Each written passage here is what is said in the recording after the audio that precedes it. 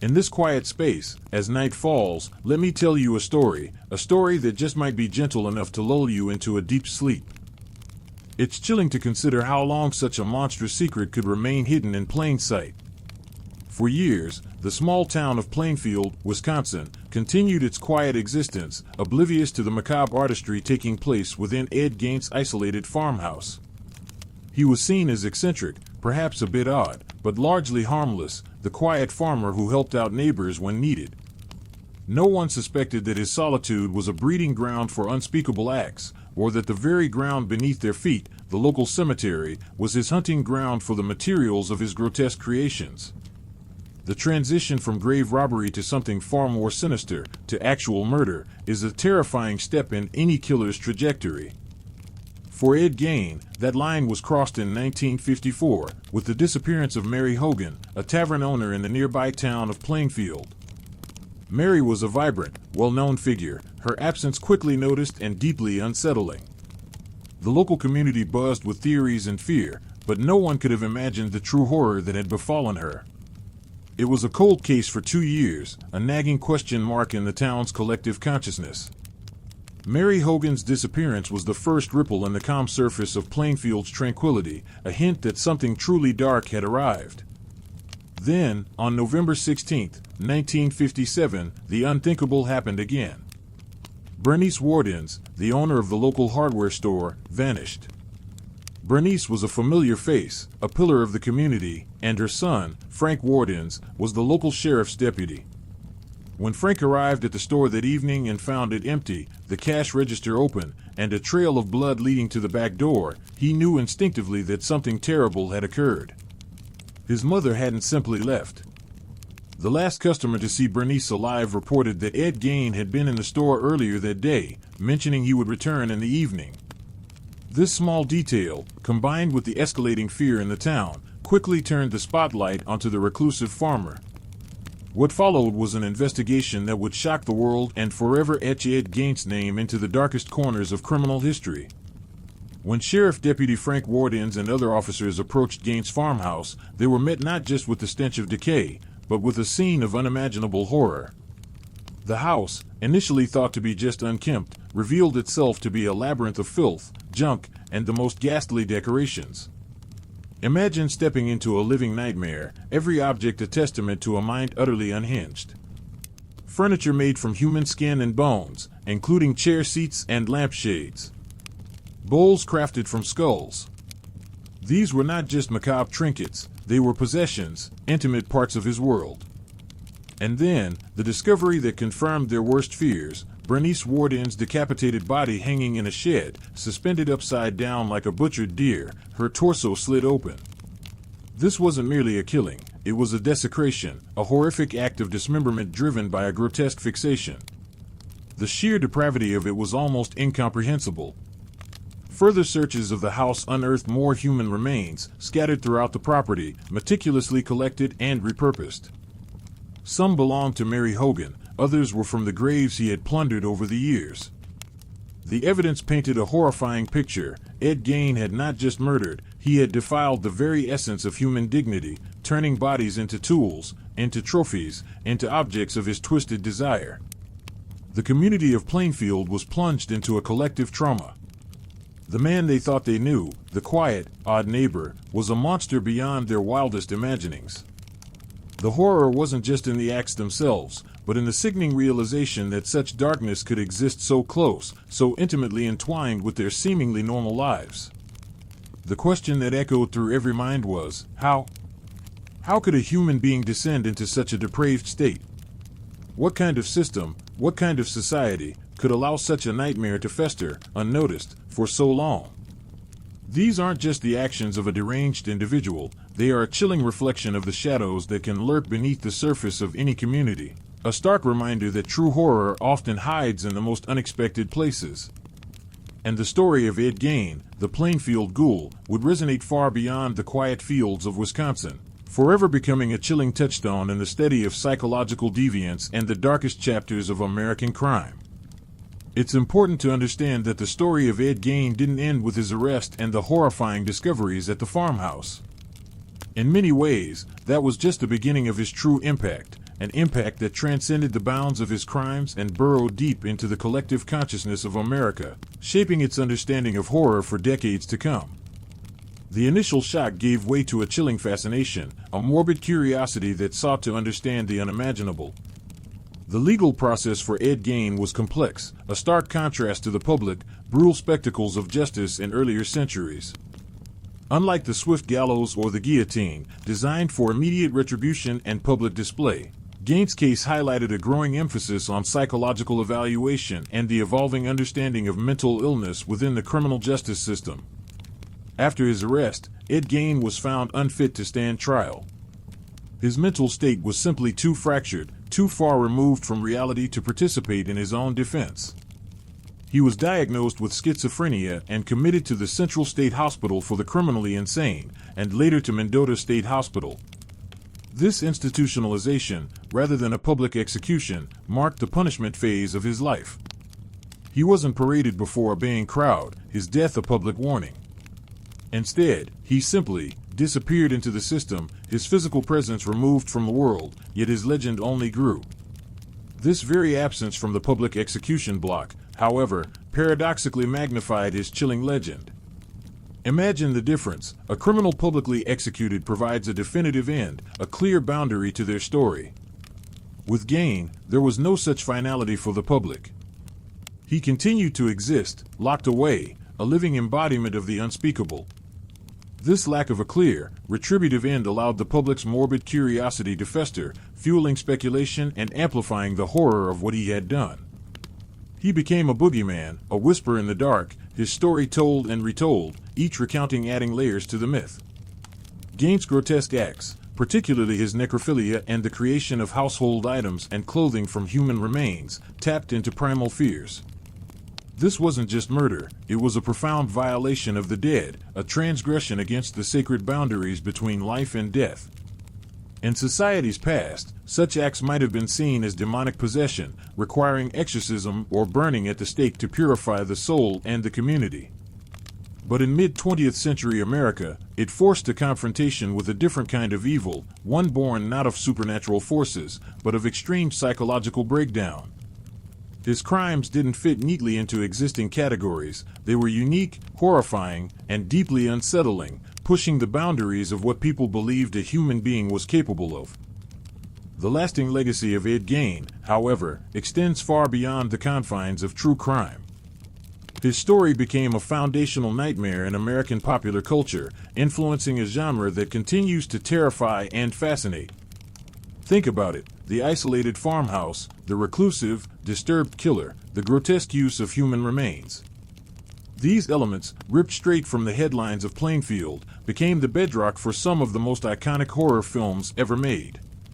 We're talking about the chilling silence of Norman Bates in Alfred Hitchcock's Psycho, a character undeniably inspired by Gein's twisted relationship with his mother and his macabre secrets. Then came Leatherface from the Texas Chainsaw Massacre, with his mask of human skin, a direct nod to Gein's Horrifying collection.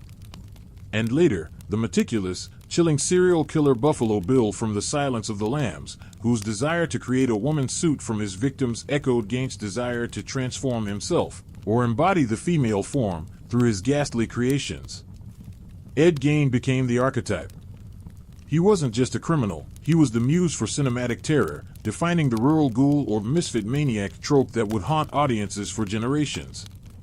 These fictionalized accounts, while often sensationalized, kept his story alive in the collective imagination, turning a real-life horror into a cultural phenomenon. It spoke to a deep-seated fear of the unknown, of the monsters that walk among us, hidden behind seemingly ordinary facades. And it revealed a morbid fascination within society itself, a desire to peek into the abyss, to understand the darkness, even if that understanding offers no comfort, only chilling questions. The echoes of Plainfield continue to resonate, a perpetual reminder that sometimes, the most terrifying stories are not crafted in fiction, but unearthed from the grim realities of the past. The terrifying tableau uncovered at Ed Gein's Plainfield farmhouse wasn't just a local shock, it was a seismic event that reverberated across America, forever altering the landscape of horror and true crime. Before Ed Gein, the public's understanding of extreme deviance often revolved around the grand, almost theatrical acts of gangsters, the cold calculations of spies, or the passionate, if bloody, crimes of jealous lovers.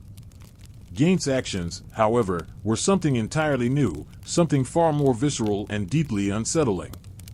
This was not about power or money or revenge. This was about a profound, twisted psychological landscape laid bare, forcing society to grapple with a kind of evil that seemed to defy all previous categories. His eventual fate was not the dramatic public execution that characterized the justice of centuries past. Unlike the figures we've discussed, those dragged to the gallows or subjected to the guillotine's swift descent, Ed Gein was deemed legally insane. He was committed to various mental health institutions, spending the remainder of his life behind the walls of state hospitals, far from the public eye. He died peacefully in 1984, aged 77, of respiratory failure and cancer, a stark contrast to the violent ends he inflicted upon others or the gruesome spectacles of historical punishment. This lack of a definitive, public retribution for his heinous crimes, in some ways, made his story even more chilling. Without the closure of an execution, the lingering questions about his mind, his motives, and the sheer audacity of his acts continued to haunt the national psyche. This shift in response, from public execution to institutionalization, reflects a fundamental evolution in Western legal and societal thinking. In earlier eras, particularly in medieval Europe, acts like Gein's, the desecration of the dead, the suspected murder, would have been met with immediate, brutal, and often religiously charged retribution. Imagine Gein in a 14th century English village. His farmhouse, if discovered, would have been immediately condemned. He might have faced the agonies of being drawn and quartered, his body dismembered and displayed in various towns as a chilling deterrent against what would be perceived as an unholy affront to God and man. In the grip of the Salem witch hysteria, his macabre obsessions and reclusive nature could easily have led to accusations of witchcraft and a fiery pyre, the flames meant to purify not just the accused, but the entire community from perceived evil. The very act of public execution served a dual purpose, to punish the individual and to reassert societal control through overwhelming, visible terror. But by the mid-20th century, the era of spectacle executions was largely over in the Western world. The focus, albeit imperfectly and with evolving understanding, had begun to shift from pure, vengeful retribution to attempting to understand the underlying causes of extreme criminal behavior, particularly in cases of profound mental illness. Gein's case, therefore, became a grim but crucial touchstone for the nascent fields of criminal psychology and forensic psychiatry. He forced experts to confront the deepest, darkest, and most unsettling recesses of the human mind, challenging simplistic notions of good and evil. His actions weren't merely evil in a theological sense, they were recognized, however horrifyingly, as symptoms of a terrifying psychosis, a complete and utter break from reality, born from extreme isolation and a suffocating, abusive upbringing. He wasn't just a killer. He became a seminal case study in the pathology of serial deviance, inspiring countless psychological analyses and reshaping the understanding of how such monsters are made, not just born. His story laid bare the devastating consequences of extreme maternal dominance, sexual repression, and social alienation. Psychologists and sociologists grappled with how a seemingly benign, quiet individual could harbor such a universe of darkness within, and how that darkness could manifest in such uniquely horrific ways. Gein became a chilling archetype, a living embodiment of the quiet neighbor concealing unspeakable secrets, forever shattering the illusion of absolute safety within small, tight-knit communities. The immediate aftermath for Plainfield was one of profound shock and collective trauma. The town itself became infamous, forever linked to the ghoul who walked among them.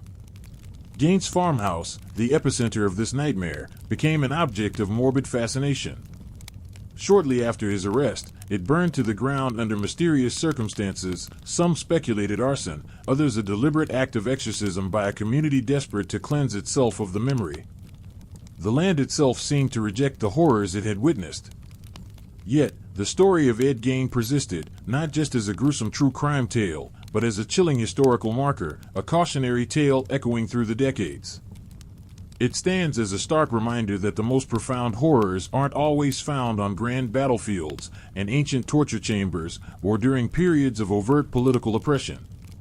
Sometimes, they fester in the quiet solitude of a single home, driven by a twisted mind, leaving an indelible, psychological stain on the fabric of society. Gaines' story didn't just inspire sensational headlines, it seeped into the very bedrock of popular culture, fundamentally shaping the horror genre. Before Gaines, the monsters were often supernatural, vampires, ghosts, werewolves. After Gaines, the true monsters began to emerge from within humanity itself, the disturbed individual next door, the one whose ordinary facade conceals unspeakable madness. This was the birth of a new kind of terror, one deeply rooted in the psychological fragility of the human mind. The impact of his crimes would be felt not just in the annals of criminal justice, but in the darkened movie theaters and hushed libraries for generations to come. The impact of Ed Gaines' horrific story extended far beyond the immediate shock and the confines of psychiatric institutions. It seeped into the very bedrock of American popular culture, forever reshaping the horror genre and creating a new breed of cinematic monster. Before Gaines, the boogeymen of film and literature were often supernatural, vampires lurking in shadows, ghosts haunting old mansions, or monstrous creatures from forgotten myths. But after the Plainfield Ghoul, the true terror began to emerge from within humanity itself, the disturbed individual next door, the one whose ordinary facade concealed unspeakable madness. This was the birth of a new kind of horror, deeply rooted in the psychological fragility of the human mind and the chilling realization that such evil could reside in the most mundane of places. Perhaps the most iconic and immediate influence of Ed Gaines was on Robert Bloch's 1959 novel, Psycho, and its legendary 1960 film adaptation by Alfred Hitchcock. While Bloch was already working on his novel when the news of Gaines broke, the uncanny parallels between Gaines' relationship with his domineering mother and the character of Norman Bates became undeniable. Norman, the seemingly shy, awkward motel owner, whose life is inextricably intertwined with his deceased, overbearing mother, became a chilling reflection of Gaines' own reality. Hitchcock, with his masterful command of suspense, translated this psychological horror to the screen, making Psycho a landmark film that cemented the idea that the most terrifying monsters weren't those from beyond, but those within, those we might even sympathize with before their true nature is revealed. The shocking twist, where the audience discovers the true identity of the killer, directly echoes the revelation of Gaines' hidden life. But Gaines' influence didn't stop with Norman Bates. His macabre hobby of crafting keepsakes from human remains, particularly skin, provided the gruesome inspiration for one of horror cinema's most instantly recognizable villains, Leatherface from Tobe Hooper's 1974 masterpiece, The Texas Chainsaw Massacre. While the film's plot is largely fictional and its cannibalistic family a product of Hooper's imagination, the image of Leatherface wearing masks of human skin directly harkens back to Gaines' disturbing practices. The film brilliantly taps into the primal fear of encountering a completely unhinged individual in an isolated, rural setting, a fear that Gaines' real-life story had already so vividly, tragically etched into the American consciousness. It played on the idea that the heartland, supposedly a bastion of wholesome values, could also harbor the most grotesque of secrets. Even decades later, Gaines' shadow loomed large over the genre. The chilling character of Buffalo Bill in Jonathan Demme's 1991 cinematic triumph, The Silence of the Lambs, drew heavily from aspects of Gaines' depravity. Buffalo Bill's desire to become a woman, his collection of female skin to create a suit, and his isolation, all echo elements of Gaines' own twisted motivations and methods. While Buffalo Bill is a composite character, elements of Gaines' bizarre quest for transformation resonate profoundly in the film's exploration of identity, madness, and the ultimate horror of dismemberment and reassembly. The cultural impact wasn't limited to the big screen. Gaines' story permeated literature, inspiring numerous true crime books that sought to dissect his psyche and the events of that fateful Wisconsin autumn. He became a staple of psychological thrillers, and his name became synonymous with the grotesque and the profoundly disturbed. He entered the lexicon of urban legend, whispered in campfire stories and dark corners, his existence serving as a chilling reminder of the thin veil between sanity and utter madness, between civilized society and primordial horror. What makes Gain's lasting legacy so potent is not just the sheer gruesomeness of his acts, but the deeply unsettling questions they provoke about human nature. How could a seemingly ordinary man, a quiet farmer, harbor such a terrifying inner world? What social or psychological factors contribute to such a profound breakdown?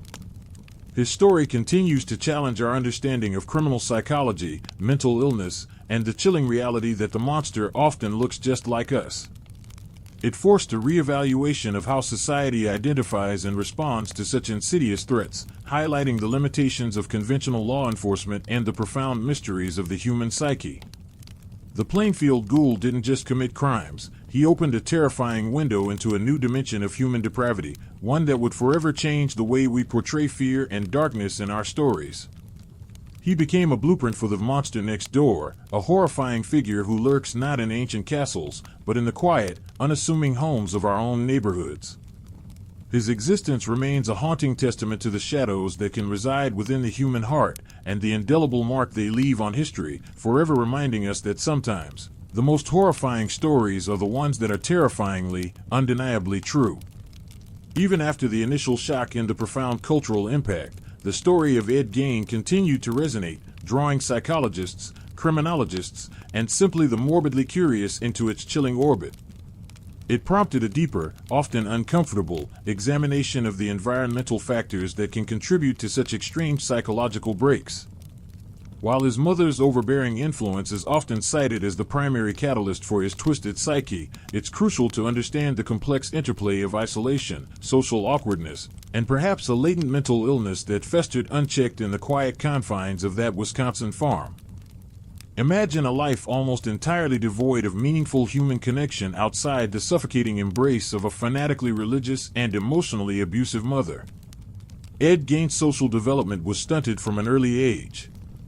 Augusta Gein instilled in her sons a deep-seated fear of women and the outside world, portraying nearly everyone beyond their farm as agents of sin and moral corruption. Their schooling was minimal, their exposure to peers almost non-existent. This wasn't just a preference for solitude, it was a forced isolation, a deliberate severing of the normal social bonds that help shape a healthy individual. Without the give and take of friendships, the lessons learned from social interactions, or the emotional validation that comes from connection, Ed's understanding of human relationships, particularly with women, became grotesquely distorted. When his mother, Augusta, finally passed away in 1945, the one constant, however negative, in his life vanished. This wasn't a liberation, it was an abandonment into an existential void. For a man so utterly dependent on his mother, her death left a vacuum that he was utterly unequipped to fill. The house became a shrine to her, her room sealed off as if to preserve her essence.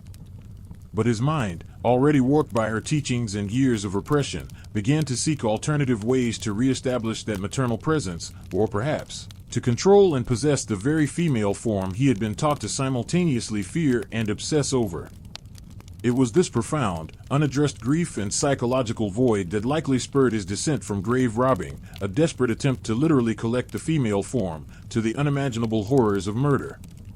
The very isolation of the Plainfield farm became both a shield and a crucible for his madness. No nosy neighbors dropping by unannounced, no regular social functions to attend, no colleagues to notice his increasing oddities. He was effectively invisible, allowing his macabre obsessions to grow uninhibited, away from the scrutiny that might have, in an earlier time, led to intervention or, conversely, a swift and brutal public judgment. In a more connected community, the sheer strangeness of his solitary existence, particularly after his mother's death, might have raised alarms. But in rural Wisconsin, where independence and privacy were highly valued, Ed Gein's reclusiveness was simply seen as part of his character, not a warning sign of profound psychological decay. This aspect of Gein's story serves as a chilling reminder of the societal responsibility, or lack thereof, in recognizing and addressing the signs of severe mental distress. While the understanding of psychological disorders was far less sophisticated in the mid-20th century than it is today, the Gein case starkly highlighted the dangers of profound social isolation and the potential for undiagnosed, untreated mental illness to fester into something truly monstrous. It pushed the conversation about mental health out of the purely medical realm and into the public consciousness, albeit through the lens of extreme horror. Beyond the academic discussions, Gaines's isolation also contributed to the enduring mystique of his story. The farmhouse, with its unspeakable contents, became a terrifying symbol of hidden depravity. It was the house of horrors behind the normal facade, a stark contrast to the idyllic American dream of the post-war era. The very ordinariness of Plainfield, a place that could be any small town across America, made the horror of what transpired there profoundly unsettling. It wasn't a dark alley in a sprawling metropolis, but a quiet, rural setting that harbored such grotesque secrets, forcing many to look at their own peaceful surroundings with a newfound, chilling skepticism. The tale of Ed Gain, therefore, isn't just a record of unspeakable crimes, but a profound sociological study of how a fertile ground of isolation and psychological torment can cultivate a nightmare, far from the public eye, until it erupts with devastating consequences. And it begs the question, in our increasingly connected world, are we truly any better at spotting the silent signs of the next Ed Gain? The stark reality of Ed Gain's isolated upbringing, largely shaped by his domineering and fanatically religious mother, Augusta, forms the insidious root of his later horrors. To truly grasp the chilling depth of the Plainfield Ghoul's depravity, we must delve deeper into the specific dynamics of his early life, a crucible of psychological torment that warped a young boy into a monster. Augusta Gain was not merely strict, she was an architect of fear and repression. She instilled in Ed and his older brother, Henry, a relentless terror of sin, particularly that associated with sexual desire and women. Her sermons were less about divine love and more about eternal damnation, painting vivid, terrifying pictures of hellfire for any transgression. She saw all women, outside of herself, as instruments of the devil, seductresses waiting to drag men into moral ruin. Imagine the psychological impact of such an upbringing on a shy, impressionable boy. Ed was not allowed to socialize with other children, his world confined to the isolated farm and his mother's oppressive gaze. He rarely left the property, except for the bare necessity of school, where he was already ostracized for his awkwardness and a lazy eye. Any attempts he made to form friendships were met with Augusta's severe disapproval and punishment, reinforcing his isolation and dependence on her. This extreme social deprivation ensured that Augusta became the singular, all-consuming focus of his emotional and intellectual world. His dependence on her grew exponentially, bordering on an unhealthy obsession. Psychologists who later studied his case often pointed to an Oedipus complex, an intense, abnormal emotional and even romantic attachment to his mother, exacerbated by her hatred for his alcoholic and largely absent father. Augusta's reliance on her sons for companionship, given her disdain for her husband, inadvertently fostered this crippling codependency. When Henry, Ed's brother, died under suspicious circumstances in 1944, a brush fire that Ed himself reported, it was Augusta who remained. While officially ruled an accident, the peculiarities of the scene, Ed leading authorities directly to Henry's body in an unburned area, and Henry's unexplained head trauma, have led many to speculate that Ed might have been responsible. If true, it suggests an early, terrifying manifestation of the violence brewing within him, perhaps a desperate act to eliminate any perceived rival for his mother's absolute attention, or to silence a voice of dissent. Henry had, at times, challenged Augusta's extreme views, creating a subtle tension that may have been unbearable for Ed, caught between his brother's attempts at normalcy and his mother's unyielding control. It was Augusta's death in 1945, however, that truly became the catalyst for Ed's descent into full-blown psychopathic behavior. Her passing left him utterly alone in the isolated farmhouse, adrift without the anchor, however tyrannical, that had defined his entire existence. The silence in the house, after a lifetime of her dominating presence, must have been deafening. It was a vacuum that his twisted mind began to fill with unimaginable horrors. He preserved her bedroom as a shrine, untouched and pristine, a bizarre testament to his undying devotion and inability to move beyond her influence. But in the rest of the house, and in the dark recesses of his mind, chaos reigned. This profound isolation, coupled with his deep-seated psychological issues, which some experts believe included elements of schizophrenia, leading to auditory hallucinations and delusions, created the perfect storm for his necrophilic and murderous impulses to flourish unchecked.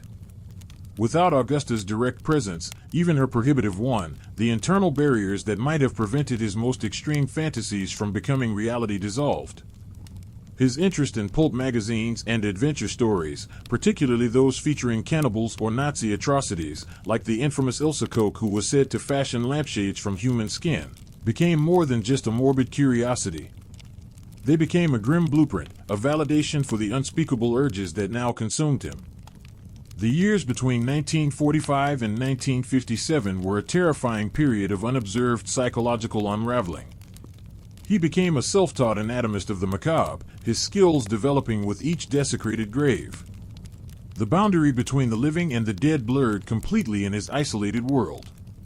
He sought to reanimate, to recreate, to possess the female form in a way that was both a perverse tribute to his mother and a grotesque manifestation of his repressed desires.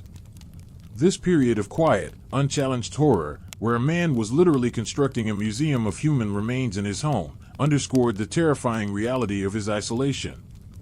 No one was there to witness his descent, to intervene, or even to suspect the depravity festering behind the drawn curtains of that unassuming Wisconsin farmhouse. The very solitude that Augusta had enforced as a means of protection had, ironically, become the incubator for a darkness that would forever haunt the American consciousness. It was this hidden, festering horror, born of profound loneliness and psychological damage, that would ultimately burst forth in the chilling disappearances that finally brought the Plainfield Ghoul into the light. It's a terrifying thought, isn't it? The quiet, unassuming neighbor, the one who kept to himself, was in fact living out a nightmare that would challenge the very limits of human depravity. For years, the small community of Plainfield, Wisconsin, remained blissfully unaware of the horrors accumulating within Ed Gain's isolated farmhouse. But the illusion of peace shattered definitively with the disappearance of Bernice Wardens, the local hardware store owner, on November 16, 1957. Bernice was more than just a shopkeeper. She was a familiar, comforting presence in a town where everyone knew everyone. Her son, Frank Wardens, was a deputy sheriff, and when he arrived at the empty store that evening, finding the cash register open and a chilling trail of blood leading out the back door, a cold dread seized him. This wasn't a robbery gone wrong in the usual sense. This felt personal, deeply disturbing. The last customer to see Bernice alive had mentioned Ed Gain was in the store earlier, stating he'd return that evening. This seemingly innocuous detail, combined with the lingering unease from Mary Hogan's disappearance 3 years prior, immediately cast a dark shadow over the reclusive farmer. The investigation that followed would plunge Plainfield, and indeed the entire nation, into a realm of horror previously confined to fiction. When Sheriff Deputy Frank Wardens and Captain Arthur Schley approached Gaines' ramshackle farmhouse that night, they were met with an overpowering stench, a foul, sickly sweet odor of decay and something indefinably wrong. The exterior, already a picture of neglect, gave no hint of the nightmare within. But once they pushed open the door, the true horror began to unfold. The interior of the house was a scene of utter chaos and unimaginable filth, but it was the contents that transcended mere squalor. Every surface was cluttered with junk, old newspapers, and what appeared at first glance to be macabre curios. As their eyes adjusted to the dim light filtering through grimy windows, the true nature of these curios began to dawn on them, revealing a testament to a mind utterly, irrevocably unhinged. There were bowls made from human skulls, meticulously cleaned and polished. Chairs were upholstered with human skin, stretched taut over frames. Lampshades, too, were crafted from human flesh, casting an eerie, translucent glow. Every object seemed to whisper of desecration. But the most gut-wrenching discovery came when they searched a small summer kitchen attached to the house. There, hanging upside down, suspended from the rafters, was the decapitated body of Bernice Wardens. Her torso was slit open, her head missing. This was not merely a killing. It was a ritualistic act of butchery, a horrific dismemberment driven by a grotesque fixation that transcended the act of murder itself. The sheer depravity was almost incomprehensible, even to hardened law enforcement officers. Further searches of the property and the house over the coming days unearthed more human remains, scattered throughout various rooms and outbuildings, meticulously collected and repurposed. Bones, organs, and fragments of flesh were found in boxes, jars, and bags. Investigators discovered Mary Hogan's head in a paper bag, and other body parts identified as hers. There were also numerous remains from at least 9 other individuals, all exhumed from local cemeteries over the years. This wasn't a serial killer in the traditional sense, driven solely by the act of murder. This was something far more bizarre, a grave robber, a necrophile, and finally, a murderer who blurred the line between the living and the dead, turning human remains into tools, trophies, and grotesque objects of his twisted desire. The inventory of the farmhouse read like a catalog from hell itself: 9 facial masks made of human skin, bowls made from skulls, human skin on drumheads, human skin leggings, a corset made of a female torso, and lips used as a drawstring for a window blind. The revelation of Gaines' actions sent shockwaves through Plainfield. The man they had known as quiet, eccentric, and harmless, the one who babysat for neighbors and did odd jobs, was a monster beyond their darkest nightmares. The horror wasn't just in the unspeakable acts themselves, but in the sickening realization that such profound darkness could exist so intimately intertwined with their seemingly normal lives. The question that echoed through every mind was, how? How could a human being descend into such a state of depravity? What kind of system, what kind of society, could allow such a nightmare to fester, unnoticed, for so long, right in their midst? The Gaines case became a defining moment for law enforcement, forcing them to confront crimes that defied conventional understanding. The sheer uniqueness and gruesome nature of his acts were unprecedented, challenging existing investigative techniques and psychological profiles. It highlighted the critical importance of looking beyond the obvious, of understanding the psychological underpinnings of extreme criminal behavior, and of recognizing the signs, however subtle, of escalating deviance. The Plainfield Ghoul's emergence from the quiet American heartland fundamentally altered the public's perception of safety and the potential for unimaginable evil to lurk beneath the most unassuming exteriors. His story resonated far beyond the fields of Wisconsin, becoming a chilling touchstone in the study of psychological deviance and forever etching itself into the darkest chapters of American crime. A grim testament to the fact that sometimes the true horror lies not in the supernatural, but in the terrifying depths of the human mind. The lasting fascination with Ed Gaines' case, even decades after his crimes, speaks volumes about the primal fears he tapped into. His story wasn't merely a headline, it was a societal trauma that sparked a collective introspection into the dark corners of the human psyche and the unsettling realities of hidden evil. This fascination manifested not only in the dramatic shifts in popular culture, which we've already explored, but also in the very way law enforcement approached investigations of inexplicable depravity. Before Gaines, rural disappearances, while tragic, often lacked the immediate urgency of urban crimes. The concept of a serial killer, let alone one who defiled the dead and used human remains for household items, was largely unformed in the public consciousness and even within police procedure. Detectives and sheriffs were accustomed to crimes driven by recognizable motives: revenge, greed, passion. Gaines shattered these assumptions. His crimes demonstrated that profound, unexplainable madness could fester undetected for years in seemingly ordinary communities. The discovery of his farmhouse, a veritable museum of horrors, forced a grim reevaluation of what was possible and what law enforcement needed to be prepared for. The sheer inventory of what was found in Gaines' home on that November night in 1957 reads like something from a nightmare. Beyond the horrifying sight of Bernice Worden's body, deputies systematically documented an array of unspeakable artifacts.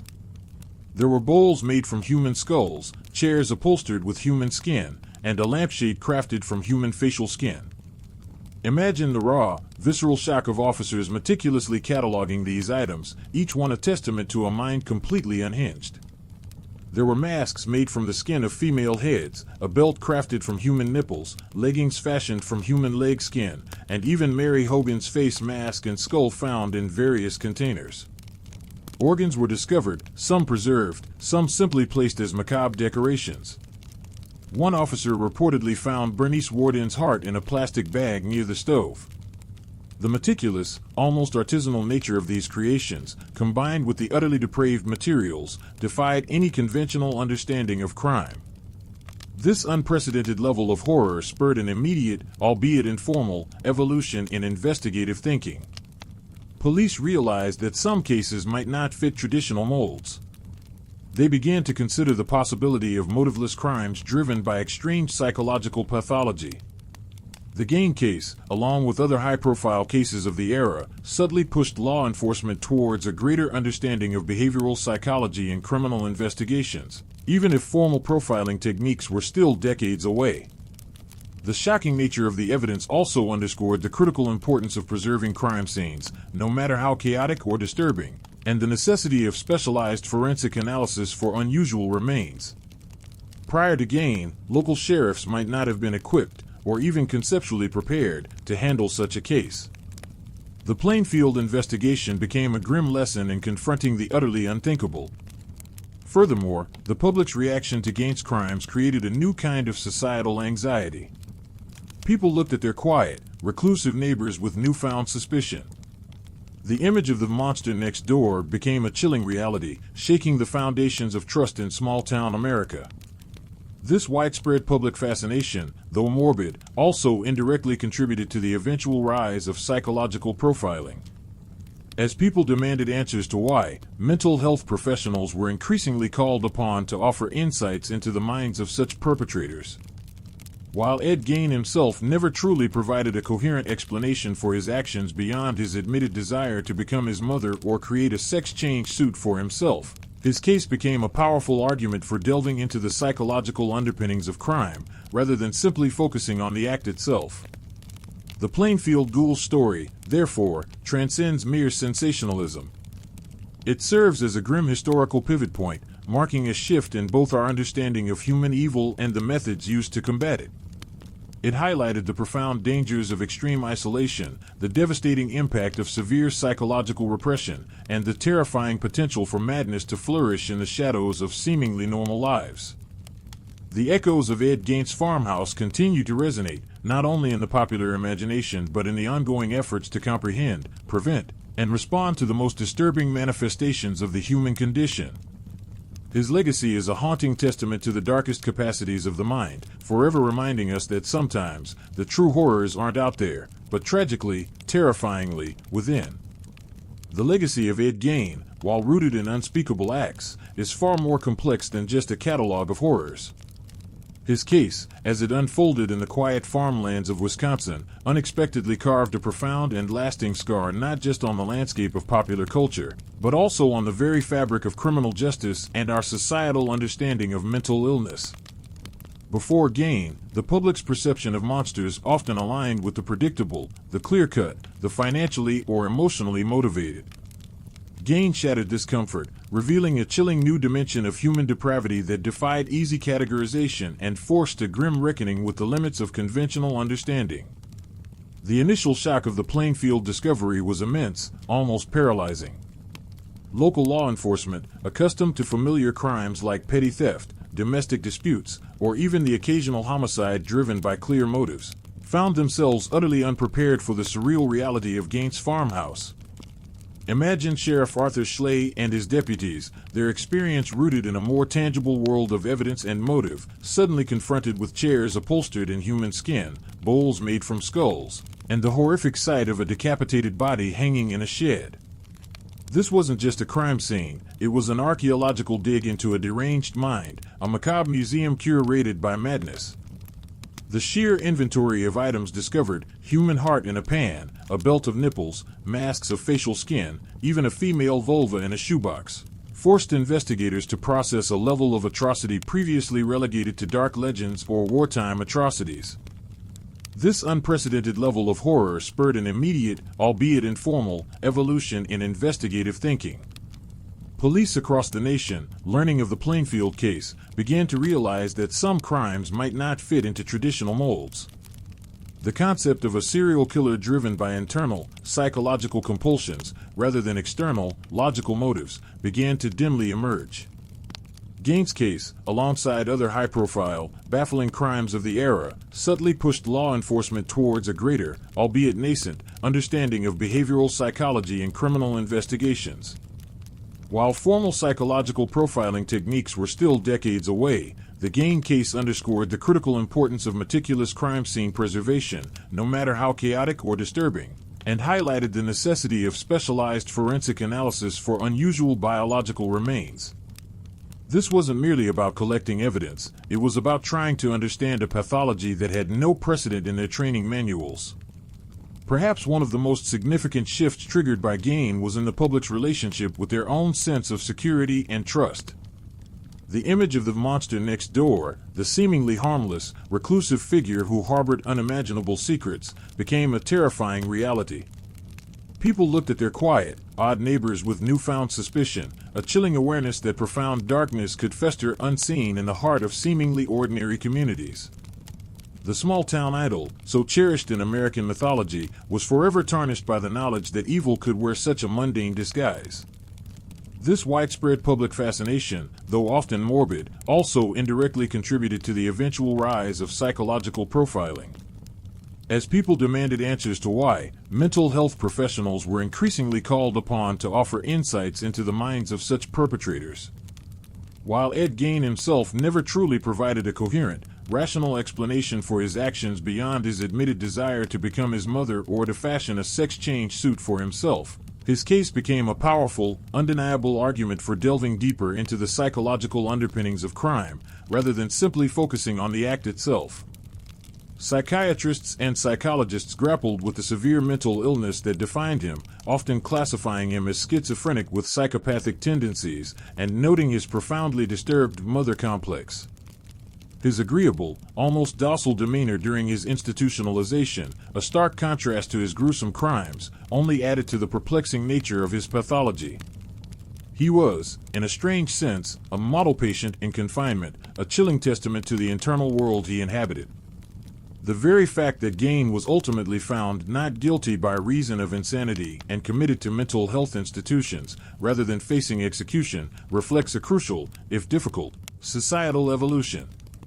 It marked a tentative step away from purely punitive justice towards a recognition, however imperfect, that severe mental illness could negate criminal culpability.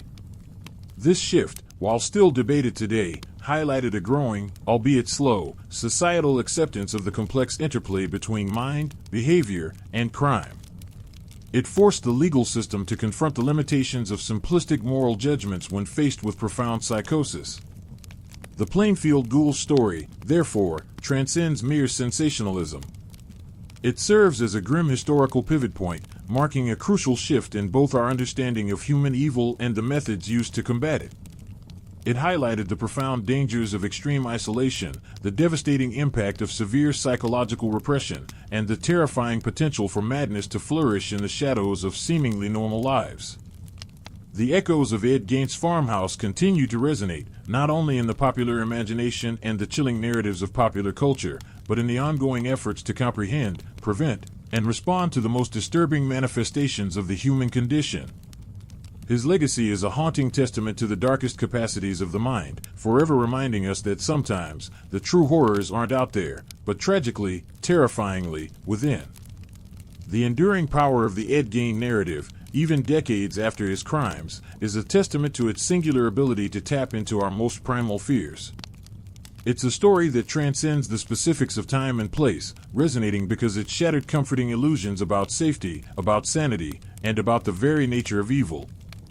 His was a horror not of the distant past or supernatural realms, but of the seemingly mundane and deeply human.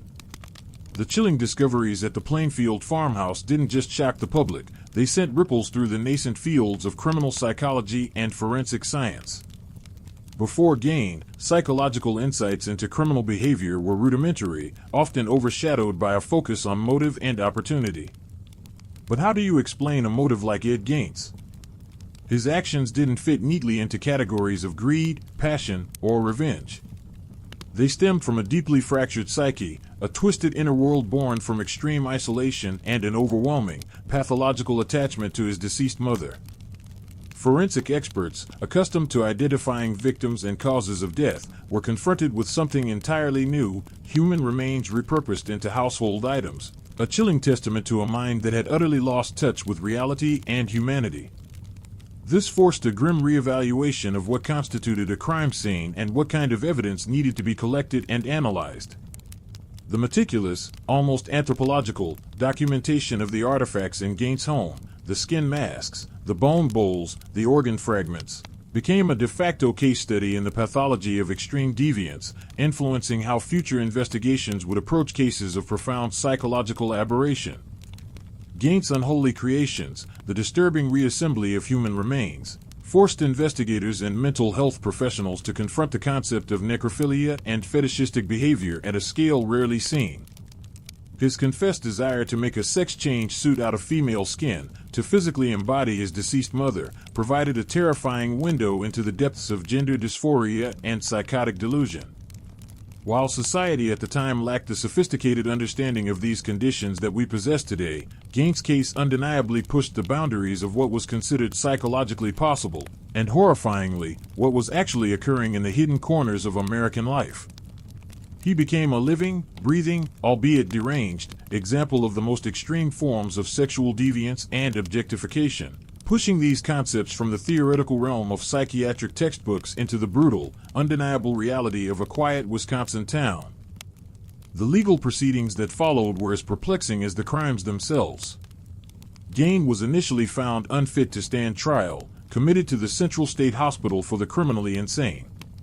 When he was eventually found competent and stood trial in 1968 for Bernice Worden's murder, he was quickly found not guilty by reason of insanity.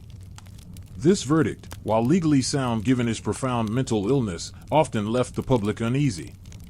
There was no justice in the traditional sense, no public spectacle of retribution that might have offered a sense of closure. Instead, Ed Gaines simply faded into the institutional landscape, dying decades later from natural causes. This outcome, or lack thereof from a retributive perspective, highlighted the growing tension in the American justice system between punishment and treatment, between accountability and mental health. It forced society to grapple with the uncomfortable truth that some criminals are so profoundly disturbed that traditional punitive measures feel inadequate or even irrelevant. But perhaps the most enduring, and certainly the most chilling, aspect of Ed Gaines' legacy is his pervasive presence in popular culture. He didn't just inspire specific characters, he inspired an entire subgenre of horror. The hick horror or rural gothic trope, where isolated, seemingly normal rural settings harbor unspeakable evil, owes a significant debt to Plainfield. The idea that a monster could be your quiet neighbor, living in a seemingly innocuous farmhouse just down the road, became a potent and terrifying narrative device. This wasn't Dracula in a faraway castle or a ghost in an old European manor. This was homegrown horror, reflecting a uniquely American anxiety about the dark secrets that can fester beneath the veneer of small-town tranquility. His story continues to be retold, reinterpreted, and analyzed because it represents a fundamental fracture in our understanding of what it means to be human. It's a chilling reminder that the capacity for profound darkness can emerge from the most unlikely of places, nurtured by isolation, psychological damage, and unchallenged delusion. Ed Gaines didn't just commit crimes, he opened a terrifying, indelible window into a new dimension of human depravity, one that would forever change the way we portray fear and darkness in our stories, and forever haunt the collective memory of a nation that suddenly understood that the monsters were not always in the shadows, but sometimes, terrifyingly, in plain sight. The legacy of Ed Gaines, while rooted in unspeakable acts, is far more complex than just a catalog of horrors. His case, as it unfolded in the quiet farmlands of Wisconsin, unexpectedly carved a profound and lasting scar not just on the landscape of popular culture, but also on the very fabric of criminal justice and our societal understanding of mental illness. Before Gaines, the public's perception of monsters often aligned with the predictable, the clear-cut, the financially or emotionally motivated. Gaines shattered this comfort, revealing a chilling new dimension of human depravity that defied easy categorization and forced a grim reckoning with the limits of conventional understanding. The initial shock of the Plainfield discovery was immense, almost paralyzing. Local law enforcement, accustomed to familiar crimes like petty theft, domestic disputes, or even the occasional homicide driven by clear motives, found themselves utterly unprepared for the surreal reality of Gaines' farmhouse. Imagine Sheriff Arthur Schley and his deputies, their experience rooted in a more tangible world of evidence and motive, suddenly confronted with chairs upholstered in human skin, bowls made from skulls, and the horrific sight of a decapitated body hanging in a shed. This wasn't just a crime scene, it was an archaeological dig into a deranged mind, a macabre museum curated by madness. The sheer inventory of items discovered, human heart in a pan, a belt of nipples, masks of facial skin, even a female vulva in a shoebox, forced investigators to process a level of atrocity previously relegated to dark legends or wartime atrocities. This unprecedented level of horror spurred an immediate, albeit informal, evolution in investigative thinking. Police across the nation, learning of the Plainfield case, began to realize that some crimes might not fit into traditional molds. The concept of a serial killer driven by internal, psychological compulsions, rather than external, logical motives, began to dimly emerge. Gaines' case, alongside other high-profile, baffling crimes of the era, subtly pushed law enforcement towards a greater, albeit nascent, understanding of behavioral psychology in criminal investigations. While formal psychological profiling techniques were still decades away, the Gaines case underscored the critical importance of meticulous crime scene preservation, no matter how chaotic or disturbing, and highlighted the necessity of specialized forensic analysis for unusual biological remains. This wasn't merely about collecting evidence, it was about trying to understand a pathology that had no precedent in their training manuals. Perhaps one of the most significant shifts triggered by Gaines was in the public's relationship with their own sense of security and trust. The image of the monster next door, the seemingly harmless, reclusive figure who harbored unimaginable secrets, became a terrifying reality. People looked at their quiet, odd neighbors with newfound suspicion, a chilling awareness that profound darkness could fester unseen in the heart of seemingly ordinary communities. The small-town idol, so cherished in American mythology, was forever tarnished by the knowledge that evil could wear such a mundane disguise. This widespread public fascination, though often morbid, also indirectly contributed to the eventual rise of psychological profiling.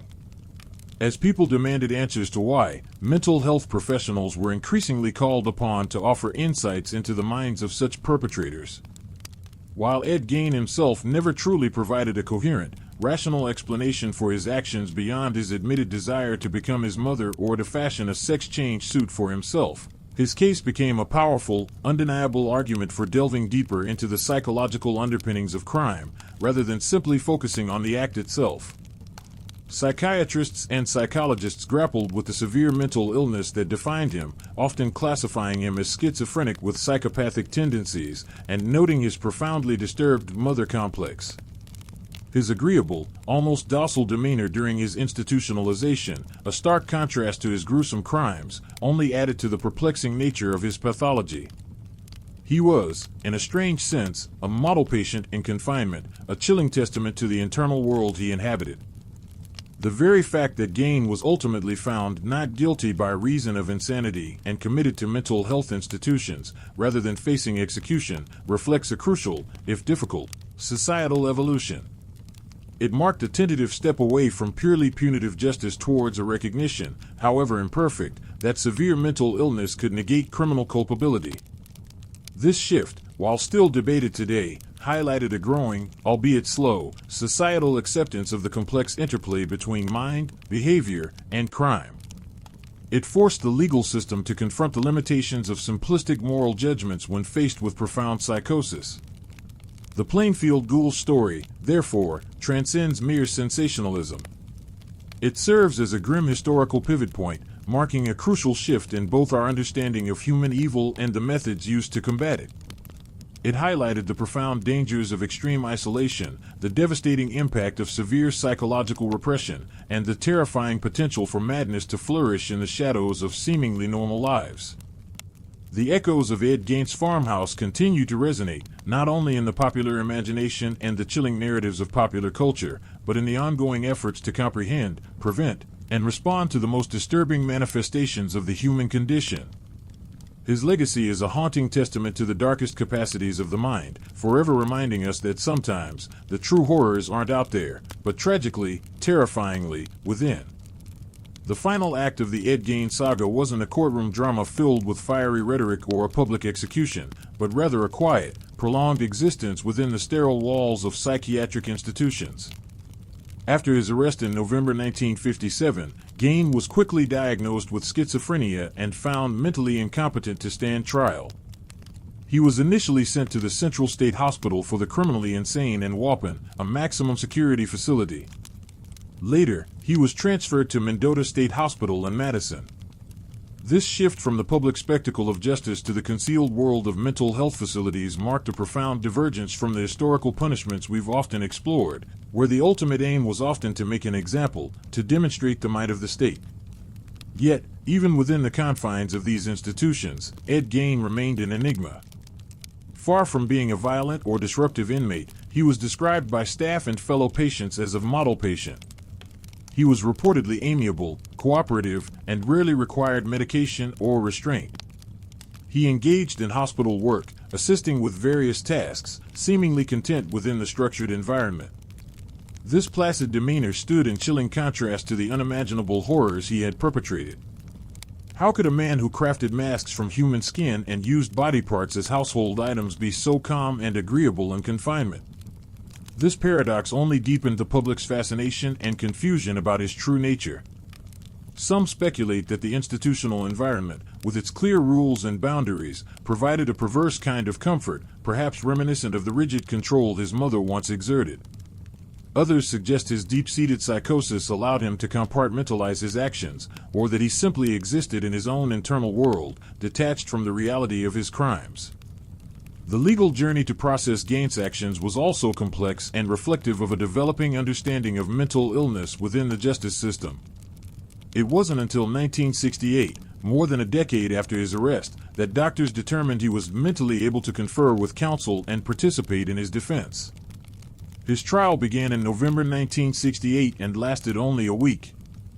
He was found guilty of the murder of Bernice Wardens, largely based on his own confession and the overwhelming evidence from his farmhouse. However, crucially, he was then found not guilty by reason of insanity at the time of the murder. This verdict, a significant legal nuance, meant that while he committed the act, he lacked the mental capacity to understand its wrongfulness or the nature of his actions due to a severe mental disease. Consequently, he was remanded back to a psychiatric institution, where he would remain for the rest of his life. This legal outcome, not guilty by reason of insanity, sparked considerable public debate. For many, particularly those who had been terrorized by his crimes, it felt like a loophole, a failure of justice. They wanted retribution, a clear punishment commensurate with the heinousness of his deeds.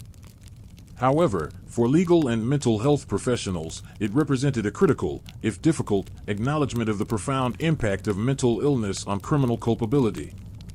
The Amnaton Rule, a legal test for insanity originating in 19th century England, broadly states that a defendant is not guilty by reason of insanity if, at the time of committing the act, they were laboring under such a defect of reason, from disease of the mind, as not to know the nature and quality of the act they were doing, or that what they were doing was wrong.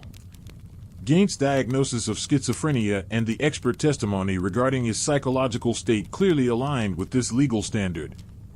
The Ed Gain case, therefore, inadvertently became a pivotal moment in the ongoing, often contentious, discussion surrounding the insanity defense. It highlighted the tension between society's desire for retribution and the evolving medical understanding of severe mental illness. It demonstrated that some individuals, due to profound psychological disturbances, operate outside the conventional framework of criminal intent and moral culpability. While the debate over the insanity defense continues to this day, Gain's case undoubtedly contributed to its prominence and the public's heightened, often uncomfortable, awareness of the complexities involved in judging a mind so utterly broken. Ed Gain lived for another 16 years after his trial, continuing his quiet existence within the mental hospital. His requests for release, such as a petition in 1974, were consistently denied. He became a fixture, an enduring reminder of the darkness that had briefly erupted from Plainfield. On July 26, 1984, at the age of 77, Ed Gain died from respiratory failure due to lung cancer at the Mendota Mental Health Institute. He was buried in an unmarked grave in the Plainfield Cemetery, near his family members, the very ground from which he had once exhumed his macabre materials. His grave marker would later be stolen, a testament to the enduring, unsettling fascination with his story. The Plainfield Ghoul, a figure who never stood on a gallows or faced a firing squad, nonetheless left an indelible mark on Western history. His legacy is not one of state-sanctioned retribution, but of a chilling psychological unraveling that forced society to confront the deepest, most uncomfortable truths about the human mind and the elusive nature of evil. He redefined what a monster could be, showing that the greatest horrors often wear the mask of the ordinary, lurking in the quiet, forgotten corners of our world, forever casting a long, dark shadow on the American dream. And in that shadow, we continue to search for answers, to understand, and to protect ourselves from the unspeakable. The unsettling quiet of Ed Gein's final years in institutional care, a stark contrast to the public spectacle of historical executions, belied the profound and lasting impact his case had on numerous fields beyond immediate law enforcement and popular culture. His story, far from fading into obscurity, became a chilling blueprint for understanding severe mental illness, shaping the nascent fields of criminal psychology and forensic science in the mid-20th century. Before Gein, the psychiatric community, while aware of various mental disorders, hadn't often encountered a case so utterly bizarre, so meticulously destructive, yet so outwardly mundane. His crimes transcended typical classifications, forcing clinicians to confront a new spectrum of psychopathology. Psychologists and psychiatrists who studied his case grappled with concepts like necrophilia, transvestism, and the almost ritualistic use of human remains, pushing the boundaries of what they understood about paraphilias and psychosis. Gein became a living, breathing case study, illustrating the devastating consequences of extreme social isolation combined with severe developmental trauma and a profound disconnection from reality. His unique mother complex and the pervasive sense of sexual repression that permeated his life offered a terrifying, albeit morbid, insight into the formation of a twisted psyche. Researchers pored over his background, his family dynamics, and the precise details of his acts, attempting to build a framework for understanding such aberrant behavior. This intense scrutiny of Gein's mental state and his actions directly contributed to the development of early criminal profiling. While the term serial killer wouldn't become common until later decades, the patterns of his behavior, the targeting of specific victims, middle-aged women resembling his mother, the ritualistic dismemberment, and the collection of macabre trophies, provided foundational elements for what would become behavioral analysis units in law enforcement. Experts began to understand that certain types of crimes, especially those without clear, rational motives, might point to underlying psychological disorders and follow predictable, albeit terrifying, patterns. Gein's methodical approach to grave robbing and his grotesque craftsmanship provided unprecedented data points for those trying to map the minds of extreme offenders. Furthermore, the Plainfield case had a subtle yet significant impact on forensic science. The sheer volume and nature of the human remains found in Gein's farmhouse presented a unique challenge for investigators and medical examiners. Distinguishing between remains from different individuals, determining time of death for exhumed bodies versus murder victims, and identifying specific body parts that had been altered or repurposed, pushed forensic techniques to their limits at the time. While not a landmark case for revolutionary new technologies, it underscored the critical need for meticulous evidence collection, preservation, and expert anthropological and pathological analysis in cases involving highly decomposed or dismembered remains. It highlighted the importance of interdisciplinary cooperation between law enforcement, medical examiners, and nascent forensic anthropologists in solving complex, deeply disturbing crimes. The cultural memory of Ed Gein also serves as a perpetual cautionary tale, reinforcing the importance of community vigilance and recognizing signs of profound distress or deviance, even in seemingly quiet individuals. His story, told and retold, emphasizes the potential for unchecked psychological deterioration when individuals are left in extreme isolation, particularly when compounded by severe developmental trauma. While it would be a vast oversimplification to claim that all reclusive individuals are dangerous, Gein's case remains a potent reminder that the most profound forms of pathology can germinate in the shadows, far from public scrutiny. Today, nearly 40 years after his death, Ed Gein continues to be a subject of academic study, true crime documentaries, and popular fascination. His farmhouse may be gone, burned away by a community desperate to erase the stain, and his grave may be unmarked, but the terrifying legacy of the Plainfield Ghoul endures. It serves as a grim monument to the depths of human depravity, a stark lesson in the complex interplay of environment, psychology, and crime. It forever altered our perception of fear, moving the monster from the mythical realm into the terrifying reality of our own neighborhoods. And in doing so, it forced us to look inward, to examine the uncomfortable truths about what lurks beneath the surface of seemingly ordinary lives, and to continually seek to understand the very darkest corners of the human mind. The questions his crimes posed continue to resonate, reminding us that some horrors, once unleashed, can never truly be forgotten. The echoes of Ed Gain's horrific actions resonate far beyond the quiet fields of Plainfield, Wisconsin, and even beyond the darkened theaters where his story found new, terrifying life. His legacy isn't confined to sensational headlines or chilling cinematic monsters. It has subtly, yet profoundly, influenced the very foundations of criminal psychology and forensic science, forcing a critical reevaluation of how we understand and investigate the darkest corners of the human mind. Before Gain, the prevailing view of criminals, particularly murderers, often leaned towards rational motives, greed, revenge, passion, or even political ideology. The concept of an individual committing such grotesque acts purely out of internal, deeply pathological compulsions was largely uncharted territory for law enforcement and the burgeoning field of forensic psychology. Gain shattered these conventional frameworks. The sheer, inexplicable nature of his crimes, the grave robbing, the crafting of human remains into household items, the seemingly motiveless murders, presented a puzzle that traditional investigative methods were ill-equipped to solve. The discovery of his farmhouse in 1957 was not merely a crime scene, it was an unprecedented challenge to the understanding of criminal behavior. Imagine the initial investigators, faced with human skin lampshades, skull bowls, and a belt of nipples. These weren't merely pieces of evidence, they were artifacts of a pathology so extreme, so alien, that they defied established categorizations.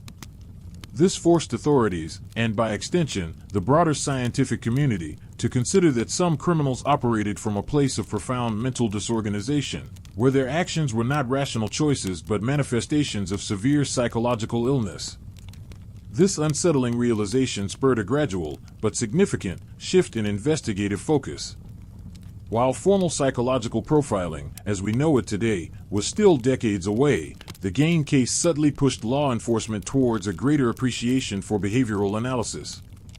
Experts began to grasp that understanding the why in cases like Gain's required delving into the perpetrator's history, their psychological makeup, and the unique internal world that shaped their terrifying actions. It emphasized the need for a more holistic approach, moving beyond simple motive and towards a deeper understanding of psychopathy, necrophilia, and extreme fetishism, all of which were intertwined in Gain's case. Furthermore, the meticulous, albeit horrifying, inventory of items found at Gain's farm underscored the critical importance of forensic science. The identification of human remains, the differentiation between those from grave robbing and those from murder, and the analysis of how these materials were processed for Gain's macabre collections, pushed the boundaries of early forensic techniques. It highlighted the crucial role of careful scene preservation and the necessity of specialized expertise when confronted with such unusual and disturbing evidence. The Plainfield investigation became a grim, practical lesson in the nascent stages of modern forensic pathology and crime scene analysis. Beyond the immediate investigative impact, Ed Gain's case profoundly influenced the public's perception of mental illness and criminality. The not guilty by reason of insanity verdict, while legally sound given his psychological state, was deeply unsettling for a public demanding clear retribution. This tension fueled intense debates that continue to this day, challenging society to balance the need for justice and punishment with the complex realities of severe psychological pathology. Gain became a central figure in discussions about who is truly responsible for their actions when gripped by extreme delusions and hallucinations. His calm demeanor in institutional settings, so starkly different from the gruesome nature of his crimes, only added to this perplexing narrative, inviting ongoing psychological analysis and speculation. In a strange, inverted way, Ed Gain's existence served as a chilling catalyst for progress. The horrific depth of his depravity forced criminal psychology to evolve, demanding new frameworks for understanding and new tools for investigation. It underscored the profound danger of extreme social isolation and the devastating impact of psychological trauma left untreated.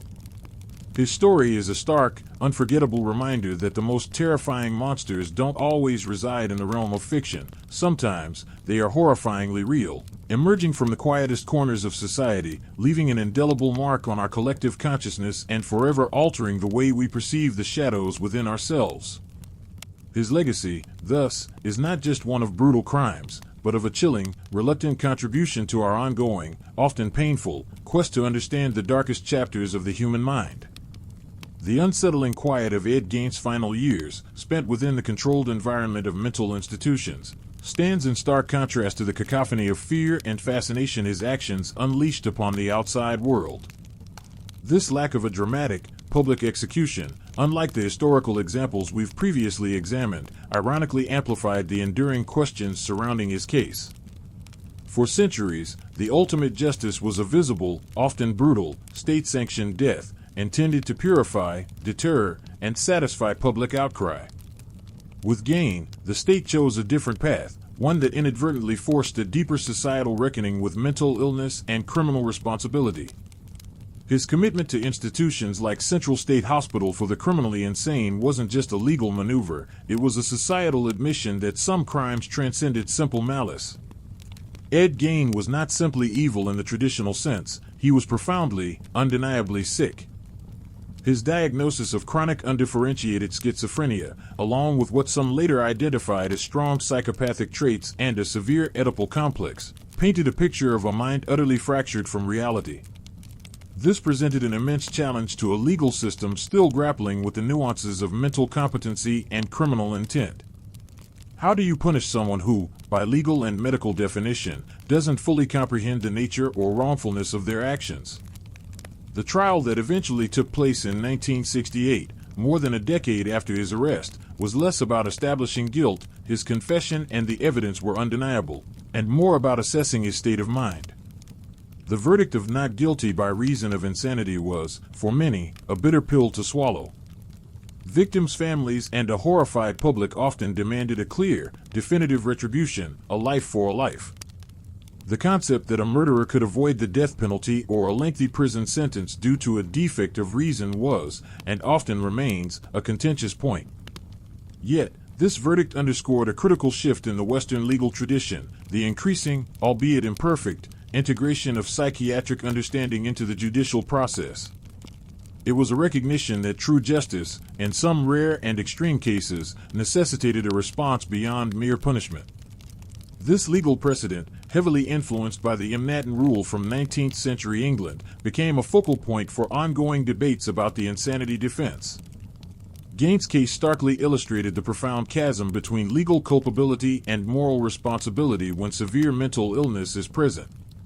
It forced discussions about what constitutes a sane mind capable of criminal intent, and whether institutions were truly equipped to manage individuals whose delusions led to such profound acts of violence. The paradox of Gein being a model patient in confinement, agreeable and cooperative, yet having committed such unspeakable atrocities, only further complicated these discussions. It suggested a terrifying disconnect between his internal world and external behavior, a chilling testament to the hidden depths of psychosis. Beyond the legal and psychiatric realms, Gein's story had a profound, lasting impact on the collective psyche, particularly in rural America. The quiet, isolated farmhouse, once a symbol of self-sufficiency, became synonymous with hidden horrors. The image of the harmless eccentric transformed into the potential monster next door, eroding a sense of communal trust. This pervasive anxiety, amplified by sensational media coverage, contributed to a public fascination with true crime that continues to this day. Gein wasn't just a criminal, he was a cultural touchstone, a real-life boogeyman who proved that the most terrifying nightmares could emerge from the mundane. Even after his death in 1984, buried in an unmarked grave that would later be desecrated, the Ed Gein phenomenon persisted. His farmhouse, controversially burned down shortly after his arrest, seemed to symbolize a community's desperate attempt to erase the physical manifestation of the evil. Yet, the story could not be erased. It continued to be dissected by criminologists, dramatized by filmmakers and whispered in hushed tones, serving as a perpetual cautionary tale. The Plainfield Ghoul's legacy, therefore, is not merely one of brutal acts or cinematic influence. It is a complex narrative woven into the fabric of Western legal history, psychiatric understanding, and societal fears. It represents a pivotal moment when the limits of traditional justice were exposed, forcing a confrontation with the uncomfortable truth that some evils stem from a broken mind, demanding a different kind of response. Gaines' quiet existence and eventual passing, devoid of the public spectacle of historical executions, ironically left a louder, more disturbing echo, forever reminding us of the chilling, often unexplainable, darkness that can lurk within the human condition. It prompts us to continually question, to understand, and to protect ourselves from the unspeakable shadows that persist, even in the brightest of lights. The legacy of Ed Gein, while rooted in unspeakable acts, is far more complex than just a catalog of horrors.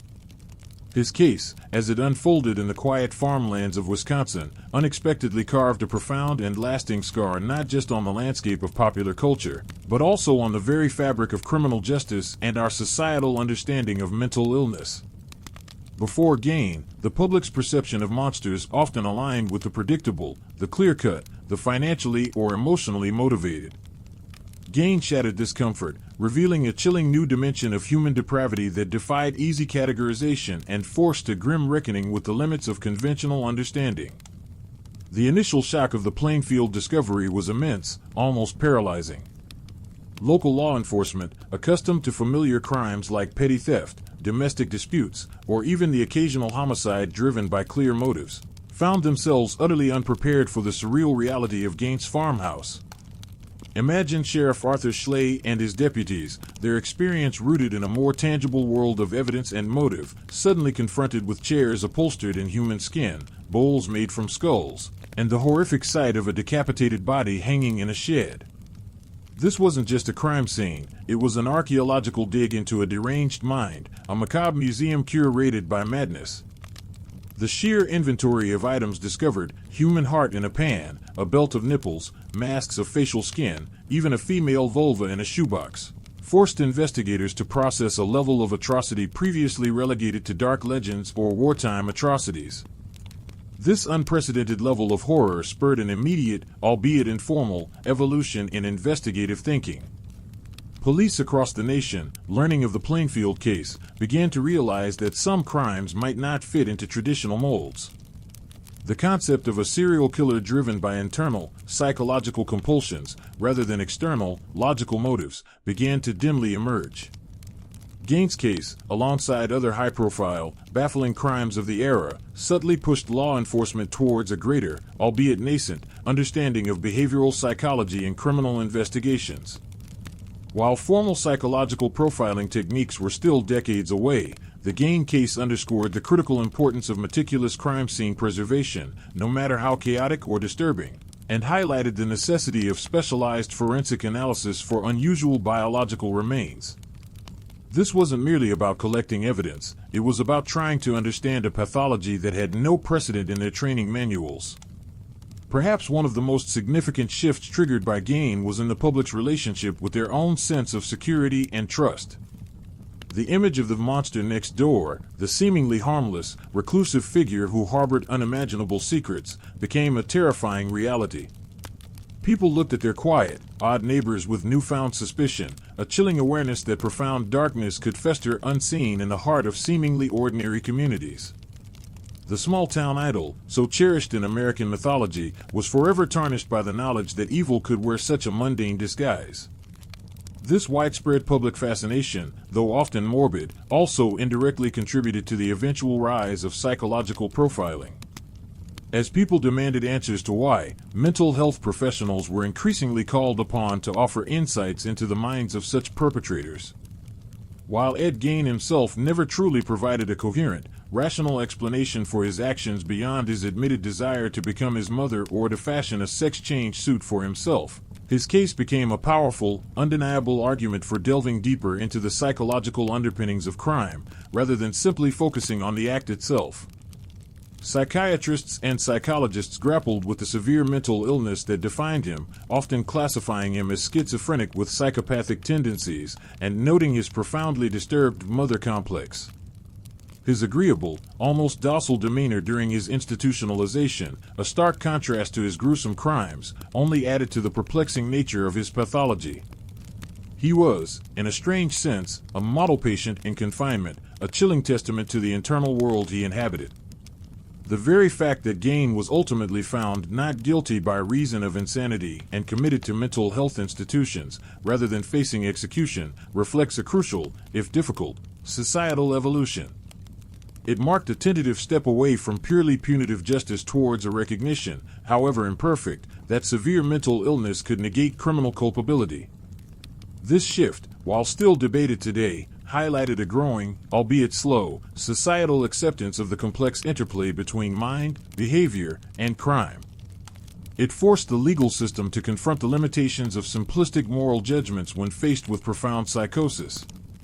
The Plainfield Ghoul story, therefore, transcends mere sensationalism. It serves as a grim historical pivot point, marking a crucial shift in both our understanding of human evil and the methods used to combat it.